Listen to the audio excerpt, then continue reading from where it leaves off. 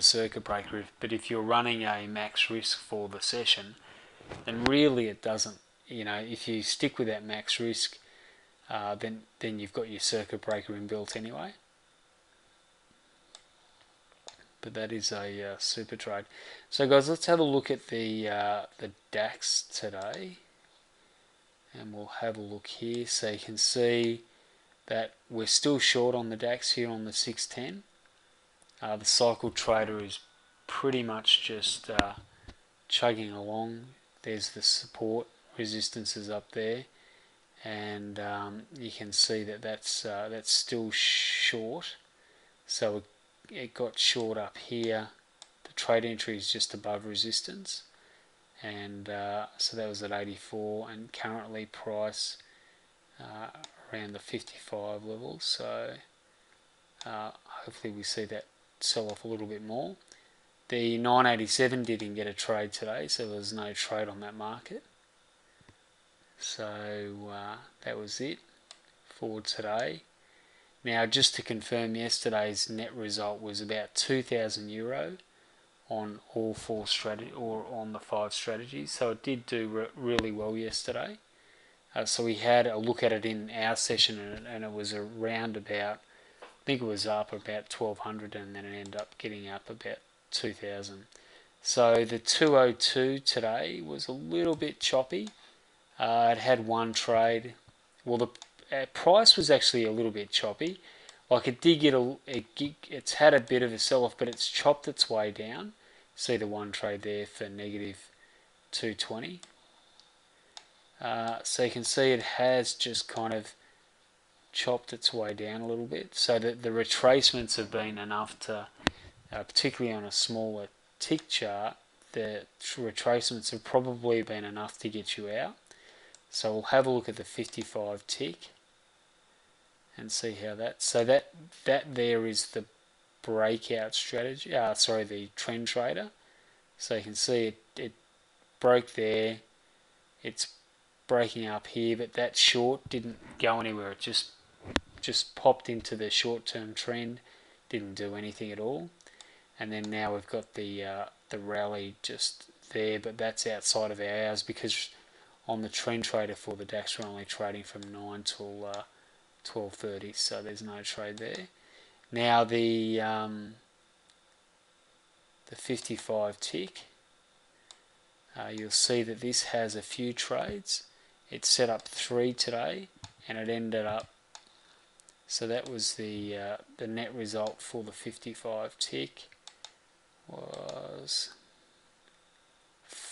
just under €500. 3 trades. It actually had 3 winners today, which was good. Let's track them. There was a nice short, a first up winner, long, a short, and actually there's only 2, I think. Yep, so 2 there. So that was the 55, and just recapping on the 610, let's have a quick look at that again. That's up about €600 at the moment, but it's an open trade, so that could kind of go back a little bit from there. So that's been the result so far, and we'll just go over to, and we've had a few stop outs on the 144. It's had a couple of losing trades today, so it's down around 900. So at the moment we're up, we're positive. I think we're positive around 1,200, 1,300, but we've got 900 of losses on this particular. So there's been 1, 2, 3, 4 stop outs here because it's been so choppy. Or there's been three losers, 1 winner. So 1, 2, 3 losers and a winner, 4 losers and 1 winner, and it's been very choppy. So that's an indication of how well the hedge works, though, because this has chopped around, hasn't given us a good breakout that we expect, because it's been pretty much just trading and not breaking, just having a good push down, but kind of violent swings in the opposite direction. So the session was choppy from a breakout perspective, but from the 610 it actually is still short and tracking down nicely. So if this thing continues to grind down lower, that'll actually do pretty well. So that's the value of having kind of the multiple strategies running. So let's have a look now. As I mentioned before, I've just about finalised the crude oil 5 strategies, so or four strategies. So I'll get those out to people as well, and that we'll be tracking that as we do the DAX. So I'll send that workspace out for those of you who are who have got the system. Let's have a look here at the trades. So we'll go back to our other platform here that's already set up. So again, we're going to have a look at the pullback, deep pullback today. We're looking and tracking the trend trade, and we'll go to a 55 tick to match it up, because we basically want to make sure that if we're trading the 55 tick, which we are, that we've got that running side by side with the pullback strategy. So the reason we're doing that is so we can see where we're at with kind of getting into trades. And as I mentioned before, the 89 tick today was good in the Euro session. So I would probably, for me, that would be the good setting to run with as you go forward. So sticking with that 89. I know some people want to kind of track to 55, but the 89 is definitely outperforming that. So let's just make sure that is the trend trading strategy. So V trend, that's correct. And we'll jump in here.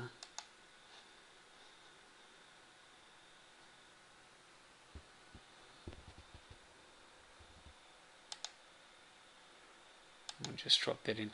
Now what I want to do is just cover off a little bit more on the pullback, because really if you do end up manually trading that pullback strategy, which I know a few are, that can be traded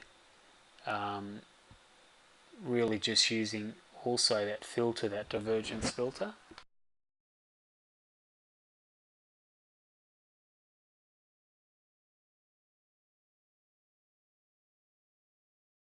So we'll just wait for this to load up, and I'll grab the Forex Factory up as well.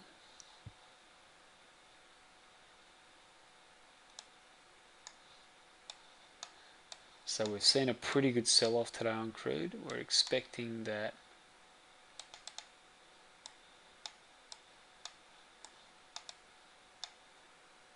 so our high for the day so far at 113.70, our low at 112.36. So we're actually right about where we are for the low. So just a slightly lower low there off that 652 candle.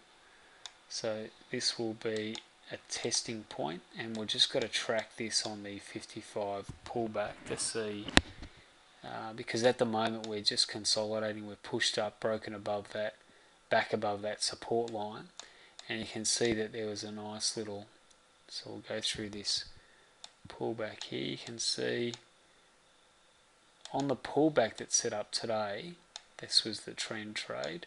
So it gets into the trend up here, and the first time it pulls back is here, but it doesn't give you a warning or a heads up or any type of, look, we've got a pullback. Remember, the pullback warning comes once we get the support line. So once that prints, we'll actually start to see that that's set up. Now we do get the crosses, so the crosses set up again, but again that's pretty tight. So really, as far as a target,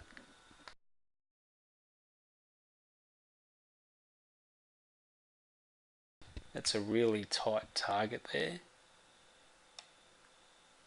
but it does push lower, and it gets a second pullback trade, but doesn't get the support level set up. So sorry, the resistance point set up. That's a resistance level.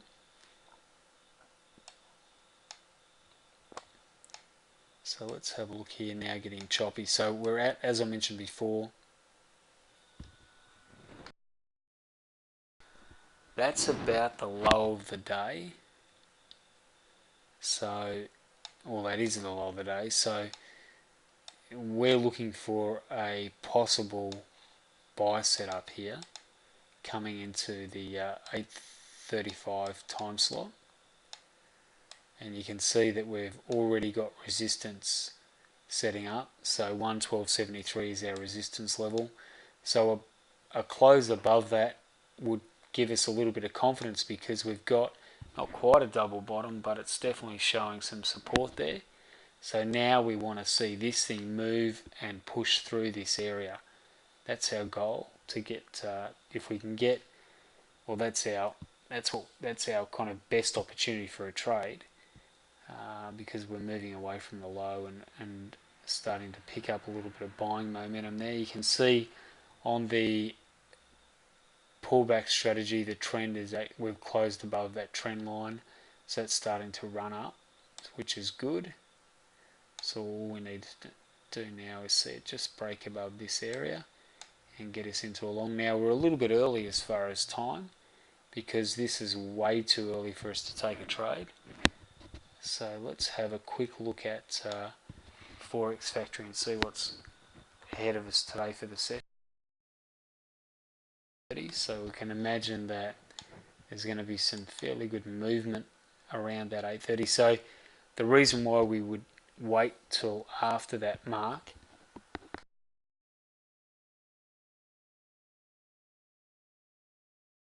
there's a couple of reasons. One is we've got right news at 8:30, so we don't want to jump in right on volatility. Unemployment claims will have that crude market twitching a little bit, so you'll probably see that advanced GDP that will.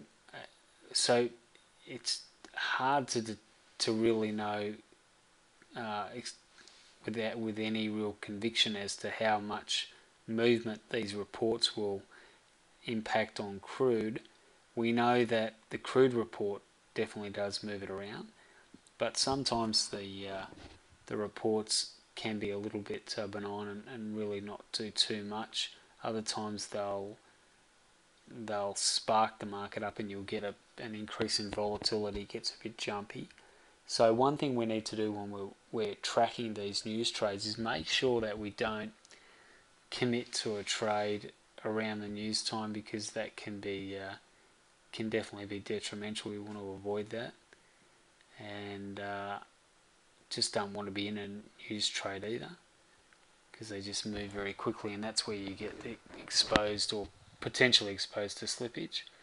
So a good once 8:30 is out of the way, we've got a good clean run till 10.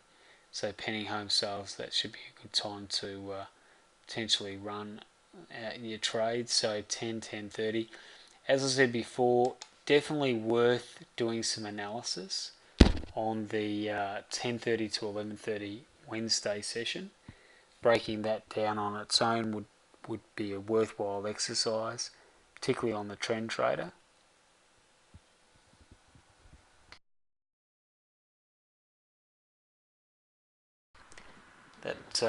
That may prove to be a very profitable time slot. So traders, we've got about 8 minutes here, and as I mentioned before, the 89 tick again. Now, Chris, your settings yesterday were 16 and 6, I think they were. They are definitely the best settings for that Euro session. So whatever, I think I'm fairly sure that's what you had yesterday. Those settings you confirmed yesterday in the room, they are the best Euro settings. So the ones I showed at 22 and 2 are inferior to what you've got on your chart. So let's have a look and see what I've got on here. So that I've got that now as my master. So that's what I've put in the document for, or the manual. So that'll go in as locked in as the best settings. And I'm not too sure where I got the 22